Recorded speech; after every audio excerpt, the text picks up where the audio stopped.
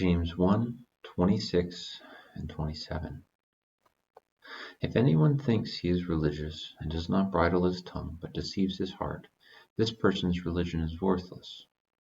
Religion that is pure and undefiled before God the Father is this: to visit orphans and widows in their affliction, and to keep oneself unstained from the world. Here, James introduces two new proverbs reflecting the wisdom of the Old Testament, which again contribute to his larger message, but they must be understood in context. Look at verse 26. If anyone thinks he is religious and does not bridle his tongue, but deceives his heart, this person's religion is worthless. This proverb highlights the importance of what we say, going so far as to claim that an uncontrolled tongue means a person's religion is worthless. This is a standalone proverb, but James is beginning to point to something deeper. Note how he says, but deceives his heart, indicating the connection between the heart and the tongue.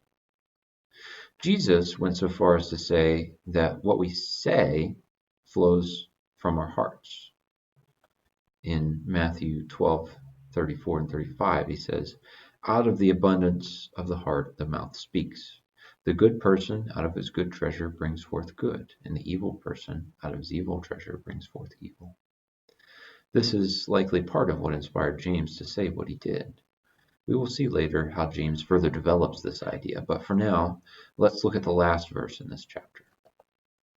Religion that is pure and undefiled before God the Father is this: to visit orphans and widows in their affliction, and to keep oneself unstained from the world. So James is contrasting worthless religion, an unbridled tongue, with the kind of religion that truly pleases God. Religion that pleases God consists of two things: tangible care for the helpless and being unstained by the world. These are related ideas in James' mind, but he really doesn't develop this very much at this time. So we'll just consider why James mentions the groups he mentions, the orphans and the widows. In the time when this letter was written, these two groups would have been at the bottom of the socioeconomic ladder. Social services were scarce or non-existent at the time, so widows would be without support or helpful employment unless their children were old enough to care for them, or they could remarry.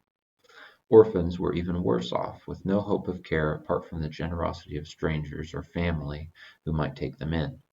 So these groups were the ones who would have nothing to offer. Kindness paid to them would likely never be reciprocated significantly, which meant that caring for them, which is clearly implied by saying visiting, was an act of selfless love and genuine faith. So, at the close of this chapter, James still has a lot to explain. He has introduced his view of suffering and growth, talking about doubt, faith, perseverance, obedience, and what real religion consists of. His full message is developing, but we can already glimpse some of the deep wisdom James offers. And with patience, we will eventually unpack the full wealth that this little letter has in store for us.